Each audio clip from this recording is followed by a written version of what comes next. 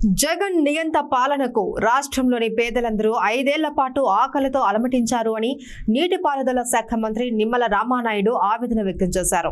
రాష్ట్ర వ్యాప్తంగా అన్నా క్యాంటీన్లు పునఃప్రారంభోత్సవం సందర్భంగా పాలకొల్లు పట్టణంలో తెల్లవారుజామున 5 గంటలకే ఆయన క్యాంటీన్ను ప్రారంభించారు. అనంతరం ఆయన మీడియాతో మాట్లాడుతూ జగన్ అరాచక పాలనకు రాష్ట్రంలో అన్ని చోట్ల అన్నా క్యాంటీన్లు మూతపడినా పాలకొల్లు పట్టణంలో మాత్రం నిరంతరంగా కొనసాగిందని చెప్పారు.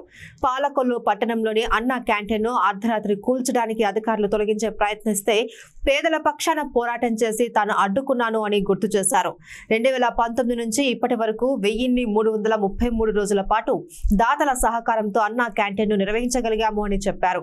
అందుకు సహకరించిన స్వచ్ఛంద సంస్థలు, దాతలు అందరికీ పేరు పేరున పాదాభివందనం చేస్తున్నాను అని రామానాయుడు అన్నారు. అన్న మాట ప్రకారం పేదల కడుపు నింపేందుకు రాష్ట్ర వ్యాప్తంగా అన్నా క్యాంటీన్లను ఈ రోజు ప్రారంభిస్తున్నామని మంత్రి చెప్పారు. తన తండ్రి స్వర్గీయ నిమ్మల ధర్మారావు ఫౌండేషన్ పేరిట పాలకొల్లు ప్రభుత్వ ఆసుపత్రి వద్ద నిర్వహిస్తున్న 2వ అన్నా క్యాంటీన్ను నిరంతరం కొనసాగిస్తామని చెప్పారు.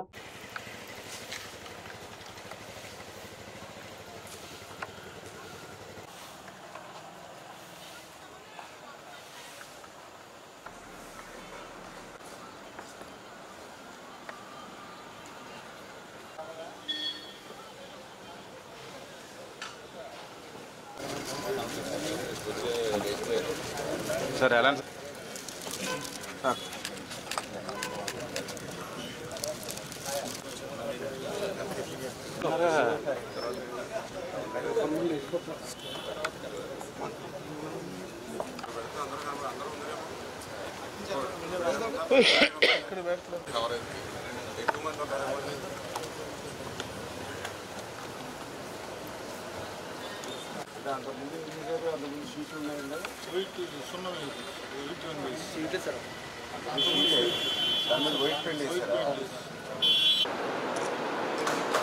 Sir sir okay sir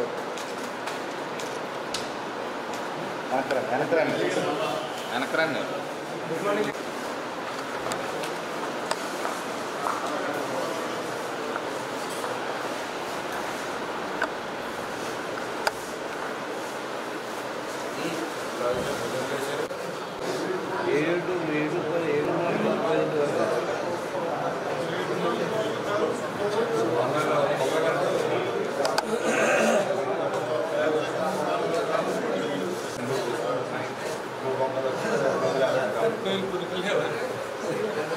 camera ముందు బరగదు.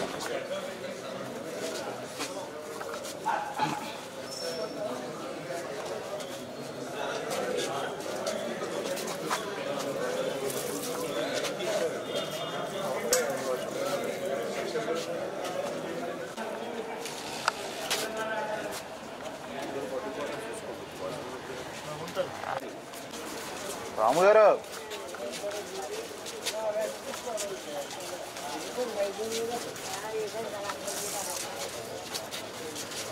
ఈ షేప్లో మీరు కూడా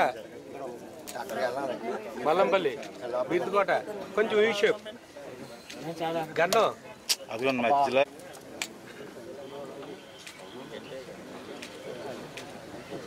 కొంచెం ఎక్కొస్తారా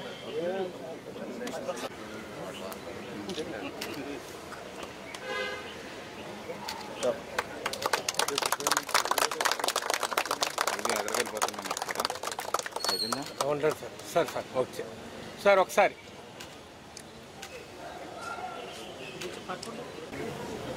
పేదవాడికి పట్టెడన్నం పెట్టి కడుపు నింపేటువంటి అన్నా క్యాంటీన్ని ఈరోజు ఆంధ్రప్రదేశ్ రాష్ట్ర వ్యాప్తంగా మరి నిన్న చంద్రబాబు నాయుడు గారు ఈరోజు ప్రతి పట్టణ పరిధిలోనూ ప్రారంభించుకోవడం, అందులో భాగంగా మన పాలకొల్లులో కూడా అన్నా క్యాంటీన్ని ఈరోజు ప్రారంభించుకోవడం చాలా సంతోషం, చాలా ఆనందంగా ఉంది అని చెప్పి ముందుగా తెలియజేసుకుంటూ ఉన్నాం. ఎందుకంటే ఏదైతే పేదవాడు మరి ఎవరైతే భవన కార్మికుడు కానివ్వండి, ఎవరైతే ఒక ఆటో కార్మికుడు కానివ్వండి, ఎవరైనా గ్రామాల నుంచి పట్టణాలకి ఆసుపత్రుల పని మీదో, విద్యా సంస్థల పని మీదో లేదా వ్యాపారం పని మీదో విచ్చేసినప్పుడు 100-150 రూపాయలు పెట్టి హోటల్స్కి వెళ్ళి భోజనం చేయలేనిటువంటి పరిస్థితులు ఏవైతే ఉన్నాయో ఇటువంటి అన్నా క్యాంటీన్లో ఉదయం 5 రూపాయలకి అల్పాహారం, మధ్యాహ్నం 5 రూపాయలకి భోజనం, సాయంత్రం 5 రూపాయలకి భోజనం, అంటే 15 రూపాయలు పెడితే మరి ఆ రోజంతా కూడా పేదవాడు కడుపు నింపేటువంటి ఒక బృహత్తరమైనటువంటి పథకం అన్నా క్యాంటీన్. కానీ దురదృష్టం ఆ రోజు జగన్మోహన్ రెడ్డి అధికారంలోకి వచ్చిన వెనువెంటనే చేసినటువంటిది అక్కడ ఏదైతే ప్రజా వేదికని ఏదైతే కూల్చి విధ్వంసానికి శ్రీకారం చుట్టాడో ఆయన రెండవ విధ్వంసం అన్నా క్యాంటీన్ని రద్దు చేసేయడం. జగన్మోహన్ రెడ్డి రద్దు చేసినటువంటి 2019 నుంచి 2024 5 సంవత్సరాలు కూడా అన్నా క్యాంటీన్ని ఆంధ్రప్రదేశ్ రాష్ట్రంలో నడిపించింది మన పాలకుల్లో. అందుకు సహకరించినటువంటి దాతలందరికీ కూడా పేరు పేరున కూడా ముందుగా హృదయపూర్వకమైనటువంటి నమస్కారాలు, పాదాభివందనాలు వాళ్ళందరికీ కూడా తెలియజేసుకుంటూ ఉన్నారు. ఇదే రోడ్డు మీద, ఇక్కడే రోడ్డు మీద రాత్రి 11 గంటల నుంచి నెక్స్ట్ డే మధ్యాహ్నం 1 గంట వరకు కూడా ఇక్కడే నడి రోడ్డు మీద పడుకుని ఉన్నా. రాత్రి చలి, దోమలు, మళ్ళీ ఉదయాన్నే ఎండ, మధ్యాహ్నం మిట్టడెండలో సైతం పడుకుని మళ్ళీ దాతలు పెట్టేటువంటి అన్నా క్యాంటీన్ కూడా నేను కాపాడుకోవాల్సి వచ్చింది.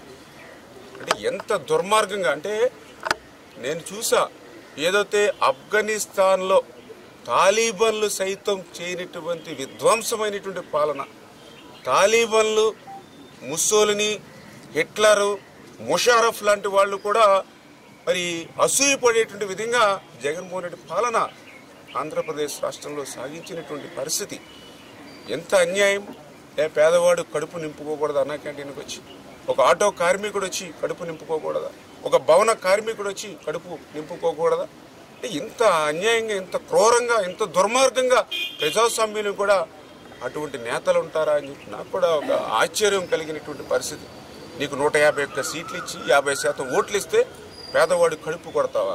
పేదవాడికి అన్నం దొరకకుండా చేస్తావా? అందుకే నీకు 11 సీట్లకి పరిమితం చేసి ఆంధ్రప్రదేశ్ రాష్ట్ర చరిత్రలో ఏ నాయకుడికి బుద్ధి చెప్పనటువంటి విధంగా ఈరోజు జగన్మోహన్ రెడ్డికి బుద్ధి చెప్పారని అంటే నువ్వు చేసినటువంటి పాప చేత ఏదైతే ఈరోజు తెలుగుదేశం, జనసేన, బీజేపీ అధికారంలోకి వచ్చింది, ఇచ్చినటువంటి మాటకు కట్టుబడి ఆ రోజు ఎన్నికల్లో ఏదైతే ఎన్డీఏ ప్రభుత్వం అధికారంలోకి వచ్చిన తర్వాత ఆంధ్రప్రదేశ్ రాష్ట్ర వ్యాప్తంగా అన్నా క్యాంటీన్లు తిరిగి ప్రారంభిస్తాము, ఎంత ఖర్చు అయినా వెనకాడమని ఏదైతే ఆ రోజు మేము ఎన్నికల ప్రచారంలో ఏదైతే ప్రజలకు వాగ్దానం చేశామో ఆ వాగ్దానాన్ని నిలబెట్టుకుంటూ ఈరోజు మేము అన్నా క్యాంటీన్లు, ఎందుకంటే ఈవేళ ఆంధ్రప్రదేశ్ రాష్ట్రం అప్పుల్లో ఉన్న 14 లక్షల కోట్లు ఈవేళ మా నెత్తి మీద భారం ఉన్నా కూడా ఇచ్చినటువంటి మాటను ఒక్కొక్కటి కూడా మేము నిలబెట్టుకుంటూ వస్తూ ఉన్నాం. ఇటువంటి అన్నా క్యాంటీన్లు మేము ఈరోజు ప్రారంభించి